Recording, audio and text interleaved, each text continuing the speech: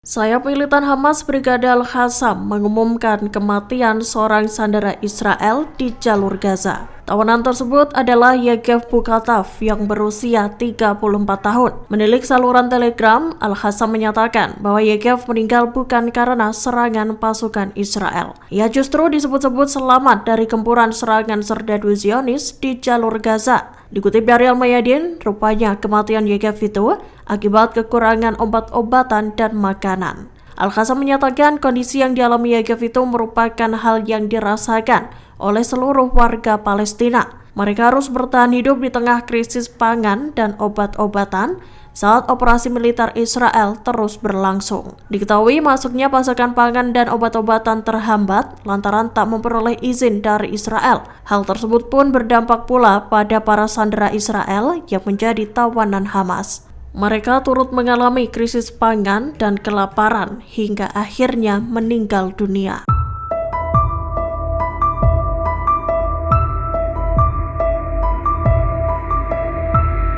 Israel dikabarkan kembali menolak tuntutan yang diajukan oleh militan Hamas. Kabar itu mencuat seiring dengan pembicaraan gencatan senjata yang menemui jalan buntu. Dikutip dari Al-Mayadin, Hamas diketahui menggaungkan 4 tuntutan utama. Keempat tuntutan itu yakni gencatan senjata, penarikan pasukan Israel dari Gaza, kembalinya warga sipil yang mengungsi, dan pertukaran tawanan. Namun beredar kabar bahwa Israel menolak pemulangan pengungsi secara bertahap. Selain itu, terkait pertukaran tahanan, angka yang diusulkan oleh Israel dianggap tak memadai. Hal itu menyebabkan penurunan signifikan dalam jumlah tahanan Palestina yang dijadwalkan untuk dibebaskan. Kebuntuan dalam negosiasi dan tanggapan Israel yang kaku berbenturan dengan visi Hamas.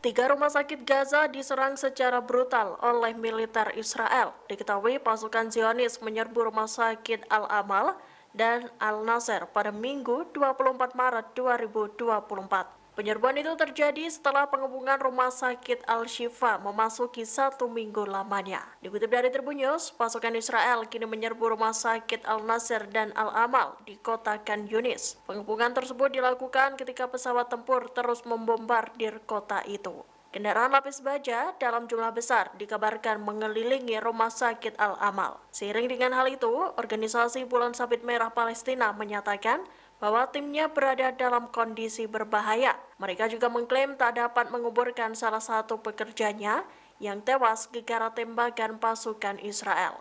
Drone pengeras suara juga terdengar menuntut semua orang yang ada di dalam RS untuk keluar dari rumah sakit tanpa pakaian. Pihaknya menambahkan bom asap bahkan diluncurkan di rumah sakit.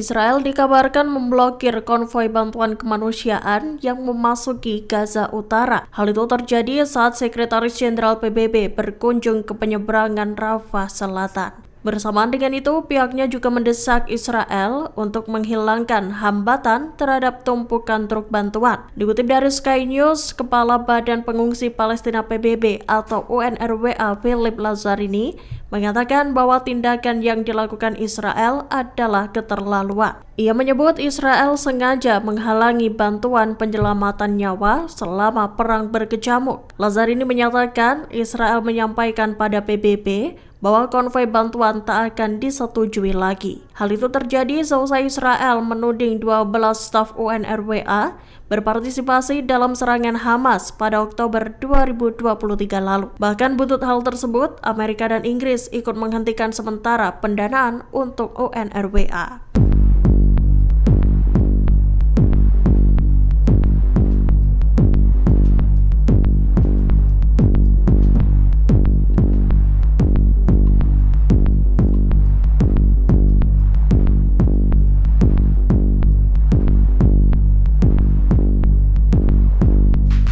Para pejabat Israel memberi peluang lebih besar untuk mencapai kesepakatan pembebasan sandera. Hal itu disampaikan pada Minggu 24 Maret 2024. Sebelumnya, laporan-laporan mengindikasikan bahwa Israel bersedia membebaskan lebih dari ratusan tahanan Palestina daripada jumlah yang disepakati sebelumnya. Dikutip dari The Times of Israel, para pejabat tinggi Israel dan Amerika terlibat dalam perundingan negosiasi di Doha. Meski pejabat Israel mengatakan bahwa pihaknya masih merasa ragu terkait peluang tercapainya kesepakatan. Selama perundingan, Israel telah menerima proposal kompromi dari Amerika Serikat. Meski tak dikatakan apa isi proposal tersebut, namun dilaporkan bahwa Israel bersedia melipat gandakan jumlah tahanan yang harus dibebaskan sebagai imbalan pemulangan 40 sandera. Menurut laporan, Israel bersedia membebaskan 800 tahanan, termasuk 100 narapidana yang dihukum karena pembunuhan. Kemudian dalam laporan lain disebutkan bahwa Israel siap membebaskan 700 tahanan keamanan sebagai imbalan untuk 40 sandera.